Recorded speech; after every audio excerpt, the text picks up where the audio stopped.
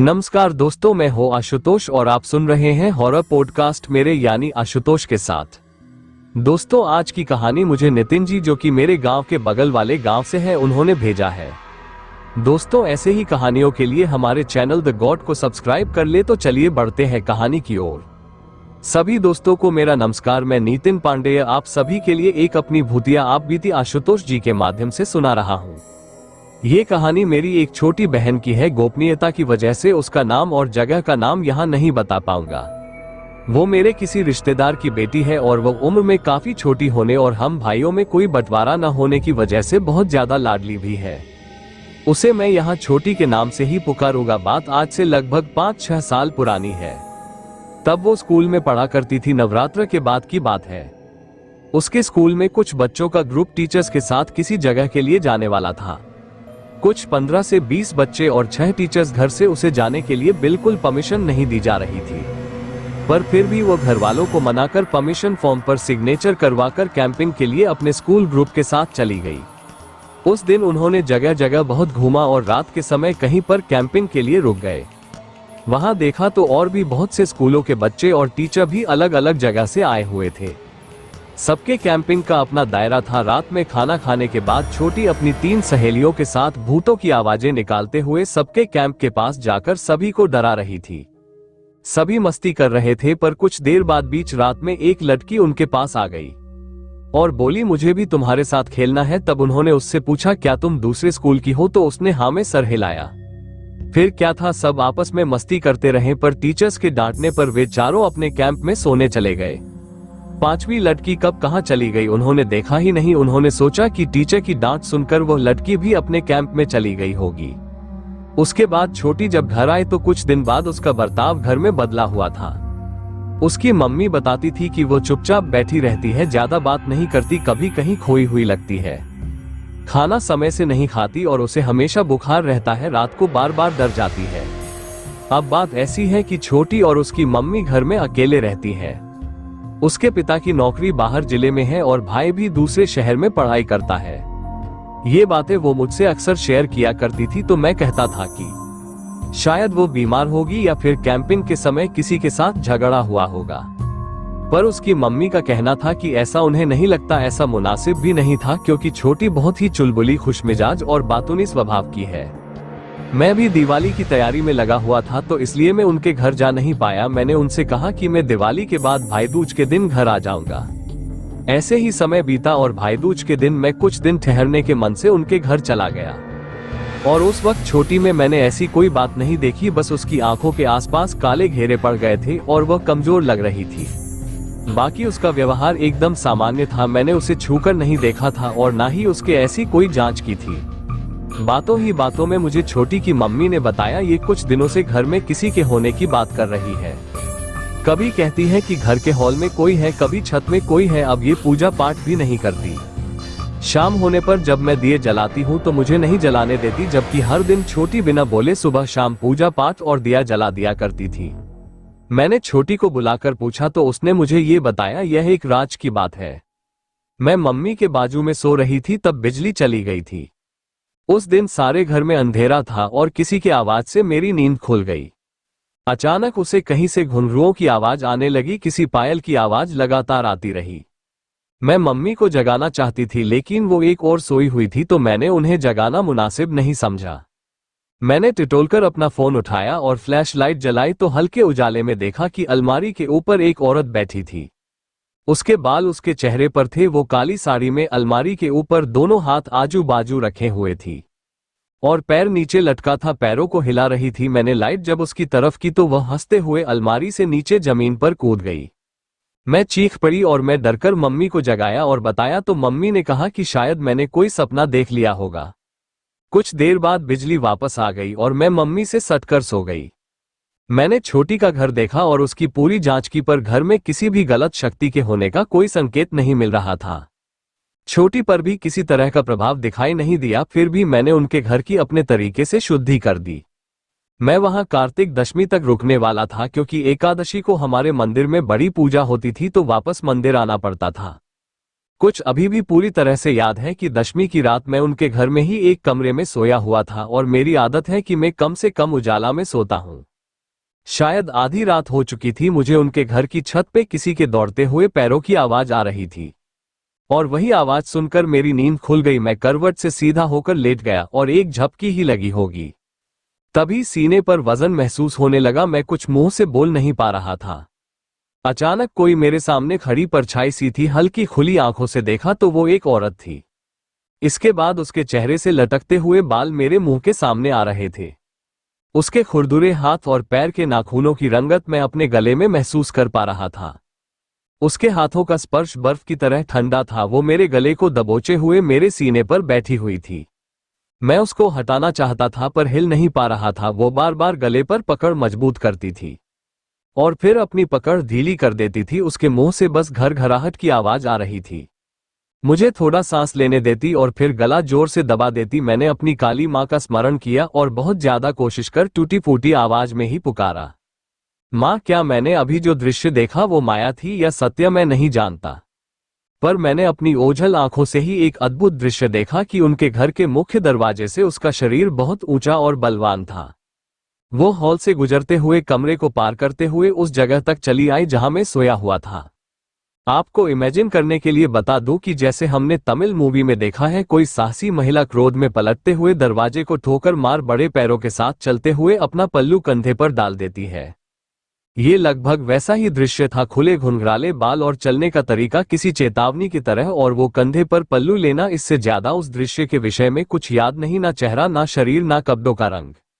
जो भी मेरे सीने पर बैठे थी वो उछलकर बंद खिड़की से बाहर कूद गई। मैं अभी भी निस्तेज पड़ा हुआ था। वो सिर्फ एक शब्द कहकर वापस बाहर की तरफ चली गई। करण कामिनी, उसके जाने के बाद मुझे अपने शरीर में हलचल महसूस हुई पर मैं रात भर सो नहीं पाया। करण कामिनी, ये क्या होता है, ये सोचते हुए कुछ देर मैं बिस्तर पर पड़ा रहा और रात में ही उनके घर का बाहर अंदर से शुद्धिकरण किया। सुबह दरवाजे पर एक अभिमंत्रित मौली बांधी और छोटी को भी धागा बांधकर कहा कि जब तक मैं वापस ना आऊं इस धागे को खोलना नहीं। मैंने रात में महसूस की हुई कोई भी बात छोटी के घर में नहीं बताई। मैं नहीं चाहता था कि उनके मन में किसी तरह का डर बैठ जाए। आज कार्तिक शुक्ल पक्ष की एकादशी थी और मुझे घर वापस जाना जरूरी था। फिर भी मैं छोटी या उसके घर में किसी तरह के पालौकिक बदलाव को जांचने के लिए शाम 6 बजे तक रुका रहा और जब सब कुछ साधारण था तो मैं घर आ गया, क्योंकि एकादशी की पूजा के लिए सभी शिष्य माता के मंदिर पहुंच चुके थे। मेरे घर से छोटी का घर लगभग 35 किलोमीटर है। मैंने वापस आते हुए देखा कि छोटी घर के कुछ बर्तन लेकर आंगन में उसकी सफाई कर रही है। मैंने उसे कहा कि मैं कल वापस आता हूं और मैं अपने घर के लिए निकल गया। गाड़ी से उतरकर अपने घर के आंगन पर पैर रखा था कि छोटी के मम्मी का फोन आ गया। वो रोते हुए कुछ कह रही थी, बेटा तू जल्दी से घर आ जा, छोटी को कुछ हो गया है। वो कुछ सुन नहीं पा रही, वो अजीब सी हरकतें कर रही है। मैंने उन्हें शांत करते हुए कहा, आप शांत हो जाइए, अच्छे से बताइए कि क्या हुआ है। पर वो रोते हुए बार बार एक ही बात कर रही थी कि तू बस घर आ जा। मैंने अपना बैग मंदिर में रखा, कुछ जरूरत पड़े ऐसा सामान अपने छोटे बैग में रखा और अपने शिष्यों से कहा कि आज की पूजा तुम संभालो, मैं कल वापस आ जाऊंगा। और इतना कहकर मैं वापस छोटी के घर जाने के लिए निकल गया। आधे घंटे में उनके घर वापस पहुंचा तो उनके घर के कुछ रिश्तेदार आए हुए थे और सभी तरफ अफरा तफरी मची हुई थी। मैं जब उनके घर के अंदर गया तो देखा कि छोटी दीवार के कोने में मुंह करके नाखून से दीवार को नोच रही थी और धीरे धीरे मुस्कुरा रही थी। उसके चेहरे के बाजू से अधूरी दिखती उसकी मुस्कान बहुत ज्यादा रहस्यमय और कुटिल थी।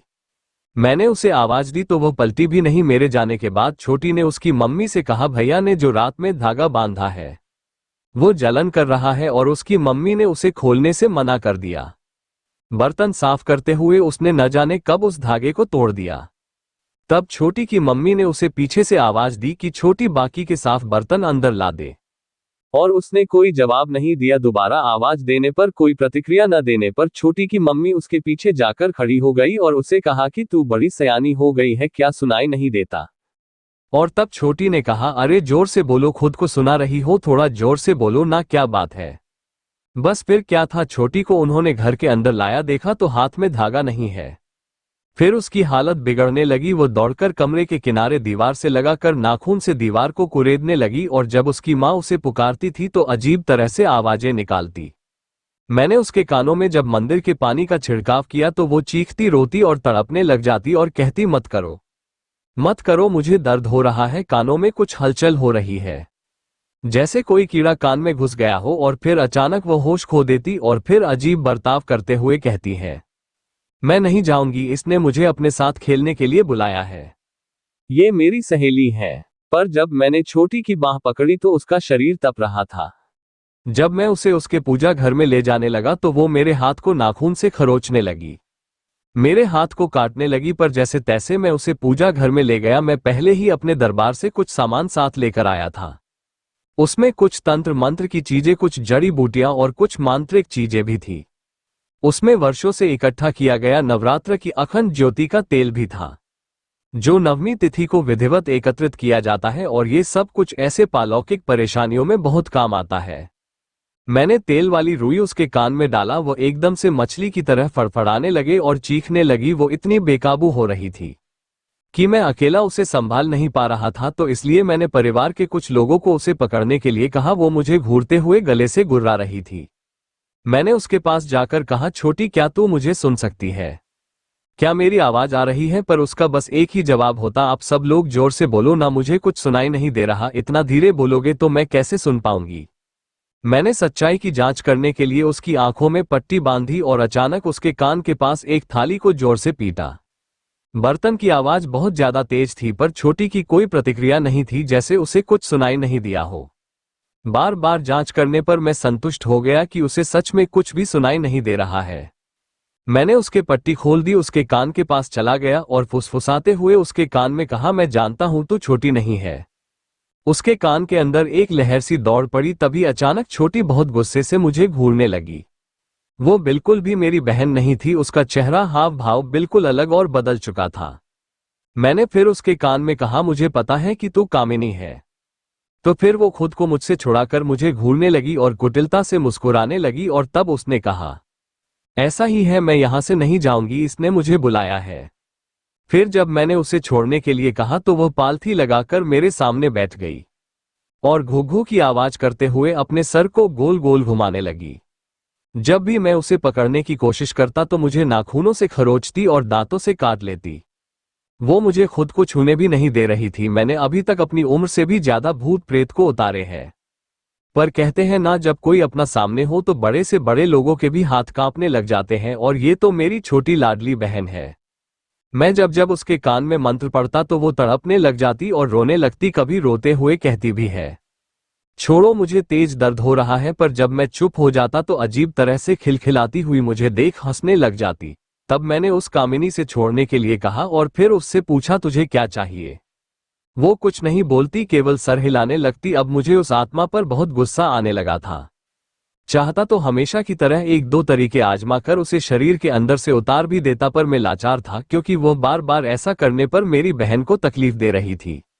अब उसके कान से हल्का खून आने लगा, उसे सुनाई दे रहा था या नहीं पता नहीं, पर मैंने पूरे विश्वास से कहा, छोटी, मेरा साथ दे बस कुछ देर। और फिर मैंने उसे अपने पास खींचकर उसे गले लगा लिया ताकि उसका कान एकदम मेरे करीब हो, और लगातार बस हनुमान विमानन स्तोत्र का पाठ करने लगा।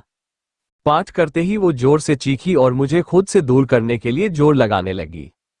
कभी मुझे नाखूनों से खरोंचती तो कभी काट लेती, कभी जोर जोर से माथा पीटती, पर फिर भी मैंने उसे दूर नहीं होने दिया। लगातार पाठ के बाद अचानक वो बेहोश हो गई और मेरे कंधे पर ही गिर पड़ी।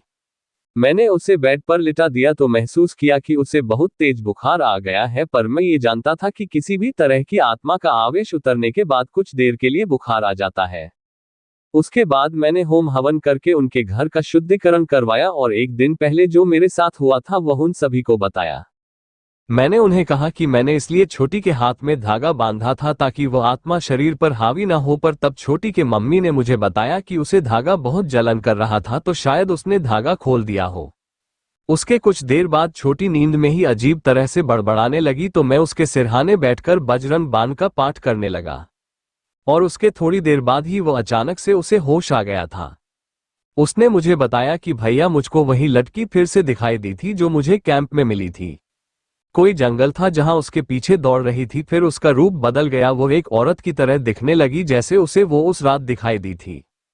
फिर अचानक एक पेड़ से एक बड़ा सा बंदर की तरह आया और उस औरत को मुंह के बल नीचे गिरा दिया, उसकी पीठ पर चढ़कर उसके सर पर मार मार कर जमीन के नीचे धक्का दिया और फिर छोटी की तरफ देखकर कहा, अब तो यहां से चली जा, अपने घर चली जा। और तब छोटी ये बोलते हुए अचानक से उठकर बैठ गई।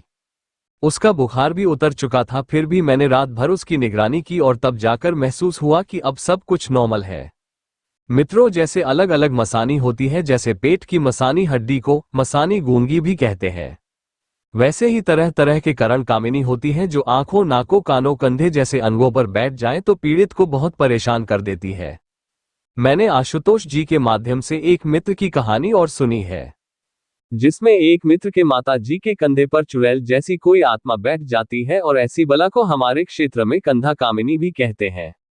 मेरी अगली कहानी तूती कॉमन पर आधारित है, जिसे छोटी कॉमन भी कहते हैं। तूती कॉमन भूमिगत धन की रक्षा करने वाले बच्चों का भूत होता है, जिसकी बलि देकर धन की रक्षा के लिए उसे रखा जाता है। मैं जल्द ही अगली बार की कहानी आशुतोष जी के माध्यम से फिर से सुनाऊंगा। तब तक लिए धन्यवाद। तो दोस्तों, ये थी आज की कहानी। आशा करता हूँ आपको ये कहानी पसंद आई होगी, और जैसा कि मैंने कहा था कि मैं 2 वीडियो और अपलोड कर रहा हूँ, तो एक वीडियो मैंने पहले ही अपलोड कर दी है और दूसरी वीडियो आने वाले रविवार या सोमवार को अपलोड हो जाएगी। और अगर हो सका तो अगले हफ्ते फिर से एक छोटी सी कहानी लाने की कोशिश करूंगा। बाकी रेगुलर कहानियां जल्द ही आनी शुरू हो जाएंगी। आपके सहयोग के लिए आपका धन्यवाद। जल्द ही मिलते हैं बड़ी कहानी के साथ, तब तक के लिए धन्यवाद।